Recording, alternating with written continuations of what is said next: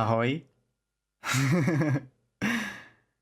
Tohle je vlastně první video v roce 2017, že? Sice jsem se trošku opozdil, ale aspoň že tak. Tak já vám teda všem přeji hodně štěstí, zdraví a pohody do nového roku, ať se vám daří.